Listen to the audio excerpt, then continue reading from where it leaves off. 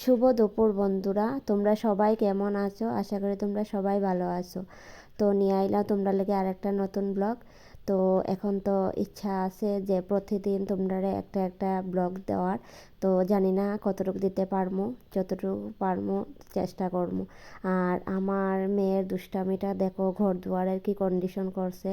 ওরে বেশি নাই, 1 ঘন্টা যদি ওরে রাজত্ব দিয়া দিই তাইলে ঘরের মধ্যে মানে বন্যা লাগাই দেবো আর ঘরে খারাপ করবো, যে তোমার দেখলেই মাথা খারাপ হইব। এদিকে দেখো, ওরা যদি জল দিয়ে আলাইতে পারো তুমি সারাদিন মানে কাজ করতে পারবা, কোনো দুষ্টামি করতো না। এদিকে কইতাছি মাম্মা তুমি কি করতেছো, আর আমার দিকে দেখা দেখা দেখো মানে ওয়ালের গায়ে বাড়ি গাইছে। তো যেহেতু ঠাম্মা নাই, ও আমার সঙ্গেই কন্টিনিউ থাকে, শুধু দুপুরে যখন ঘুমায় তখন শুধু মানে আমার সাথে থাকে না, সারাক্ষণই তো মা। তো আমি যা যা করি তার সাথে সাথে থাকে, মানে কাপড় ধোয়াতে গেলে ওরও কাপড় ধুইতে গেলে ওরও বাসন ধুইতে লাগে। তো যেহেতু আমার শ্বশুরবাড়িতে নারায়ণ পূজা হয় প্রত্যেক বছর দোল পূর্ণিমাতে, তো এই বছর ওই তো নাই।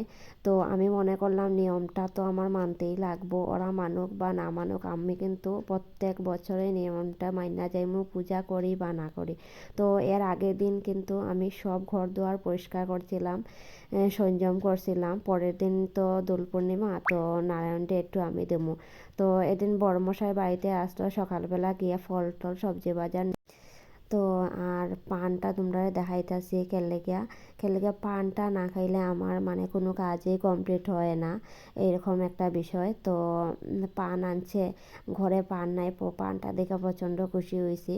তো এদিকে দেখো সবজি বাজারগুলো বার করিয়া তারপরে কিন্তু স্নান করিয়া লাইছিলাম, ঘর দুয়ার মুছা। তারপরে একটু দুপুরে রান্না করছিলাম, কেননা বড়মশাই দুপুরে খাইতে আইব। আর যেহেতু বাইরে কিছু খাওয়া দাওয়া পারতো না, যেহেতু বাড়িতে সংযম করছি। তো এদিকে দেখো স্নান করিয়া তো ঘরে রান্না কমপ্লিট করে তারপর স্নান করে পুজো সব কিছু জোগাড় করছি।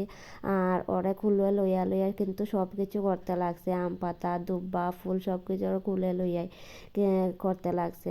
খুব কষ্ট ওরে লইয়া, কিন্তু ওরে লইয়া মাঝে মধ্যে কাজ করতে অনেক ভালো লাগে, কথা শুনে কাজে হেল্প করে, কিন্তু মাঝে মধ্যে এত বেশি দুষ্টুমি করে যে ইচ্ছা হয় যে ওকে কিছু বকা দেওয়ার, কিন্তু যখন ঘুমায় তখন তখন মায়া লাগে। তো দেখো আমি কইতাছি মা আমার একটু চন্দন বাইটটা দেওয়া, কিন্তু চন্দন বাইটটা এসে আর আমি বেশি কিছু দিছি না, একটু অল্প একটু ফল প্রসারি। আর এদিকে যেহেতু নারায়ণের আটার ভোগ বা চালের ভোগটাই প্রিয়, তো ওই সব দিছি, দিয়া সেইটা নারায়ণকে একটু দিলাম। আর ওইদিকে ও প্রণাম করছে, আমি প্রণাম করছি দেখে ও প্রণাম করছে, মানে আমার পুরো কপি করে আমার মেয়ে। আর এদিকে দেখো আমি পাঁচালি পড়ছিলাম, আর এদিকে কিন্তু ওর ঘুমানোর টাইম আয়া পড়ছিল, কিন্তু ঘুমাই গেছিলো। তারপরে আর মানে রাত্রেবেলা আমরা গায়ে হলুদের নিমন্ত্রণ আসলো, তো আমি আর আমার মেয়ে গেছিলাম গে ওইখানে। আর ওইখানে গিয়ে প্রচণ্ড দুষ্টামি শুরু করছিল। আর এমনিতে দেখো মানে ও ঘরে যদি ওর জন্য কিছু খাওয়ার আনা হয়, কেক টেক আনা হয়, ও কিন্তু খায় না, আমারে খাইতে লাগে। আর ওইখানে গায়ে হলুদের কেকটা দেখে ও এমন কান্নাকাটি শুরু করছিল, মানে ও তাইরে রাখা এত মানে আমার কন্ট্রোলের বাইরে হয়ে গেছিলো। তো যন্ত্রণা দিলে আমার একদম ভালো লাগে না। তারপর আমি বাড়িতে আইয়া পড়ছিলাম। তো টাটা, বাই বাই।